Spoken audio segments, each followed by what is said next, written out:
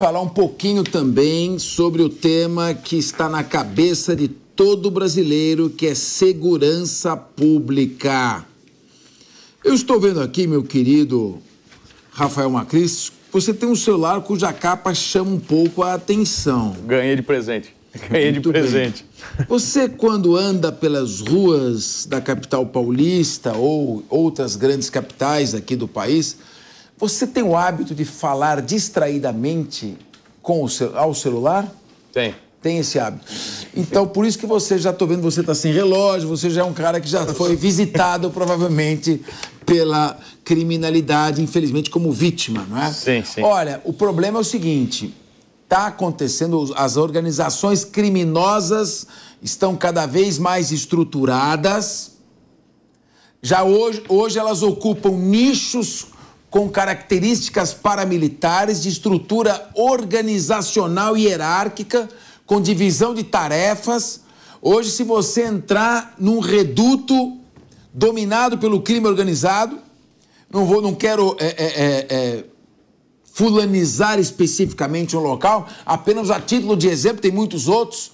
Você sobe em determinados locais, nos morros do Rio de Janeiro, você vai ver uma organização fortemente armada com metralhadoras ostensivamente. Você vai em determinados bares ali, onde estão ali a alta burguesia, ninguém mexe com você, mas no caminho você vai na motinho e vai vendo os tiros de metralhadora, tá certo? Com as trancas roncando bastante na linguagem deles, se eu não estiver como tiozão desatualizado. Então, o problema é o seguinte, como é que faz? Deixa a organização criminosa dominar aquele pedaço ou a polícia faz o enfrentamento?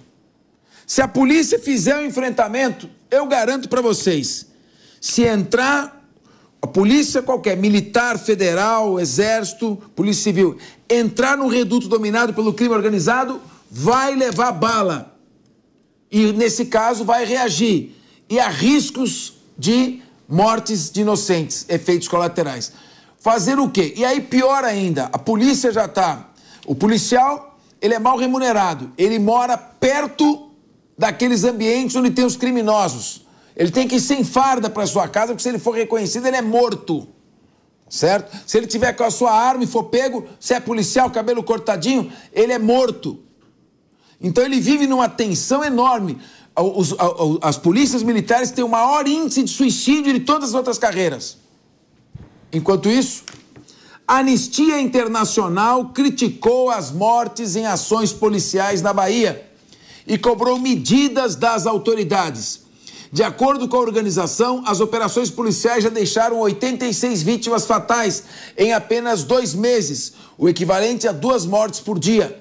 Na nota oficial, a Anistia Internacional exige ação contundente das autoridades em âmbito estadual e federal para responsabilização de todos os envolvidos nas ações que levaram a estas mortes. Abre aspas. Para isso devem ser instauradas investigações céleres, eu concordo. Imparciais, eu concordo. E efetivas, também concordo. Os agentes que tiveram participação direta devem ser afastados e as armas utilizadas acauteladas, quer dizer, apreendidas. Fecha aspas. No último domingo, o ministro da Justiça, Flávio Dino, afirmou que a violência na Bahia é um quadro muito desafiador. Apesar disso, ele descartou uma possível intervenção federal no estado. Lembrando que ele chegou a falar de uma intervenção federal em São Paulo, onde houve consequências bem menores, porque esse estado da Bahia é administrado por governantes do PT há 5 mandatos. Eu vou começar com o Renato. Renato, a questão não é política, a questão não é ideológica, é uma questão de epidemia na segurança pública. Hoje as drogas entram no estado de São Paulo, por exemplo, pelo sul do Peru, entram Paraguai, Bolívia, pouco de vez em quando Colômbia e Venezuela, mas nesses mais próximos, entram pelas rodovias paulistas, chegam até a Baixada. Na Baixada são distribuídas nas favelas, que são dominadas pelo crime organizado, nas quais a população honesta é 99% e é vitimizada por esses criminosos organizados, e aí ela é embarcada no Porto de Santos. Seja em containers, tem ali o scanner, Ele não chega até o meio do container, por melhor que seja a tecnologia. Você pode embarcar no scanner e não tem como abrir todos. Então a droga vai direto. Outras entram, quando o navio está em movimento, encosta no barquinho e às vezes ele não é ancorado no porto, no continente. Sim. Agora, tem que fazer uma investigação. Claro que a anistia até pode ter o direito de fazer o protesto, mas ou a polícia age ou o crime domina. Agora, não adianta querer presumir que a pessoa é responsável. Tem que ter um laudo de exame necroscópico. Você matou uma pessoa, uma vítima, o exame necroscópico vai dizer por onde entrou a bala, por onde ela saiu, se tem lesão de defesa. Isso é fundamental. Primeiro ponto, tem tiro nas costas, pelas costas, disparo a curta distância, a média distância, queima-roupa. Isso tudo tem que ser analisado. Agora, fazer uma crítica à ação policial de antemão, preventivamente, é fazer ingenuamente o jogo dos criminosos. Qual a sua opinião? Rapaz, ainda mais que aqui no Brasil hoje a gente vive um narco-estado, onde o narcotráfico basicamente já se entranhou nas instituições públicas. Diversas decisões, eu adoraria que, por exemplo, que a Polícia Militar, né, no Rio de Janeiro, que o BOPE pudesse fazer as suas operações nas comunidades e pudesse ir atrás do crime organizado e dos bandidos. Mas muitas vezes eles não podem sequer fazer isso, porque há decisões, supostamente em defesa dos direitos humanos, que não permitem operações policiais nessas áreas onde há crime. Há decisões judiciais, muitas vezes, que não permitem, por exemplo, você sobrevoar de helicóptero por meio da Polícia Militar áreas de comunidade no Rio de Janeiro, em São Paulo. Como é que vai combater o tráfico em regiões como essa, né? Onde a geografia não permite que seja de outra maneira? A gente tem um narcotráfico que está entranhado nos setores de transporte, que está entranhado em várias áreas que dá muito dinheiro. A gente tem pessoas, muitas vezes, que são eleitas com o apoio do crime organizado. Então, olha só como as coisas estão tão próximas. E, às vezes, a gente fica numa letargia, rapaz, de achar que é tudo normal. Olha, isso aí está acontecendo e veja bem. E não pode ser assim. Não pode ser assim. Eu dou um exemplo muito claro. Veja o que aconteceu em El Salvador, o que está acontecendo em El Salvador, do presidente Bukele, que ele simplesmente foi para cima do crime organizado.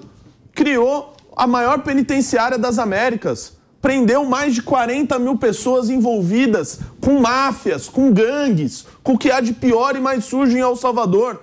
Era um dos países mais violentos da América e hoje se tornou um país que praticamente não há homicídios. Por quê? Um sujeito chegou lá e falou: gente, isso aqui não é normal.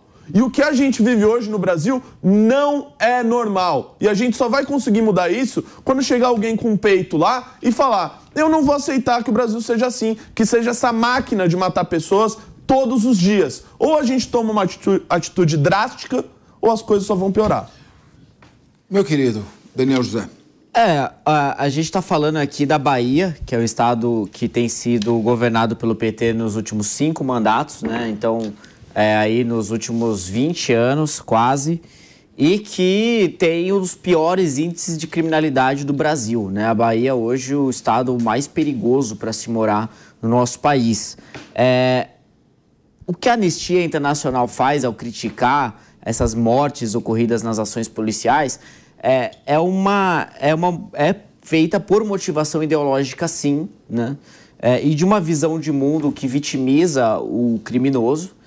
E isso se dá por conta de uma falha de um argumento muito claro, porque a existência de mortes em ações policiais não é evidência por si só de que a polícia, naquele caso, está tendo má conduta, né? Não dá para inferir se eles estão fazendo um bom trabalho ou um mau trabalho porque existiu mortes em ações policiais. Existem mortes em ações policiais em todos os estados, em todos os lugares do Brasil e do mundo, né? Isso eventualmente acontece quando você tem como missão o combate à criminalidade. Então, essa crítica da Anistia Internacional, no meu ponto de vista, no final de contas, ela não contribui muito para o debate de segurança pública, que deveria ser muito mais sério. A gente tem que olhar com muito mais frieza, com muito melhor entendimento sobre como segurança pública deveria ser conduzida no Brasil. Marcelo Suano. E para terminar aqui rapidinho, Capês, é super importante que tenha o trabalho da Corregedoria e que seja feita de forma séria para identificar, como você disse ali no início, quais são